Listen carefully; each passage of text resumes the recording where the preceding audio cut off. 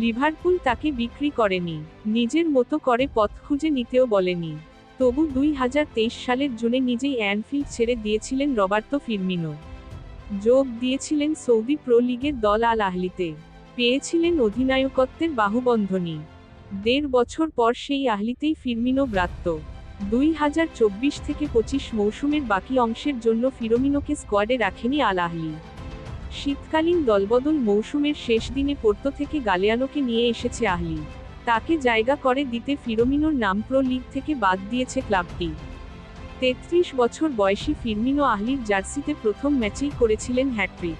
কিন্তু শুরুর সেই ফর্ম ধরে রাখতে পারেননি। 2023-24 মৌসুমে সব প্রতিযোগিতা মিলিয়ে মোট 34 ম্যাচে করেন 9 গোল। সব কটি গোলই প্রো লিগে। এবার লিগে 17 ম্যাচ খেলে করেছেন 5 গোল, সব মিলিয়ে 9টি। চলতি মৌসুমে লিগ পয়েন্ট তালিকায় আল আহলি এখন 5-এ। শীর্ষে থাকা আল ইত্তিহাদের সঙ্গে ব্যবধান 11 পয়েন্টের। ফিরমিনোর ওপর আস্থা রাখতে না পেরে আল আহলি কোচ ম্যাথিয়াস জেইসলে এবারের দলবদলে গালেয়ানোকে দলে ভিড়িয়েছেন। 27 বছর বয়সী এই উইঙ্গারও ফিরমিনোর মতো ব্রাজিলিয়ান। সৌদি প্রো লিগের নিয়ম অনুসারে প্রতিটি ক্লাব স্কোয়াডে সর্বোচ্চ 10 জন বিদেশি রাখতে পারে।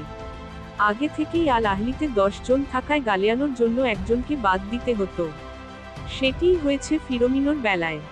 এই মুহূর্তে গালেয়ানো ছাড়াও আল আহলির প্রো লিগ স্কোয়াডে আছেন Riyad Mahrez, Ivan Toney, Franck Kessie, Eduardo Mendy, Roger Ibanez, Merih Demiral, Mateo Dams, Ezgjan Alioski ও গ্যাব্রি ভেইগা, এই 10 বিদেশি।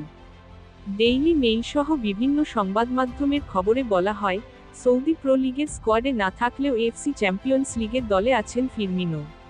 চলতি মৌসুমের বাকি অংশে মহাদেশীয় প্রতিযোগিতায় খেলতে পারবেন তিনি। এরই মধ্যে এএফসি চ্যাম্পিয়ন্স লিগে গ্রুপ বি-তে প্রথম 7 ম্যাচের 6টিতে জিতে নকআউটে খেলা নিশ্চিত করেছে আল আহলি। তবে ফিরমিনোর জন্য দেখার বিষয় হচ্ছে চ্যাম্পিয়ন্স লিগেও কোচ তার ওপর আস্থা রাখেন কিনা। আল আহলির সঙ্গে এই ব্রাজিলিয়ানের চুক্তি আছে 2026 সালের জুন পর্যন্ত।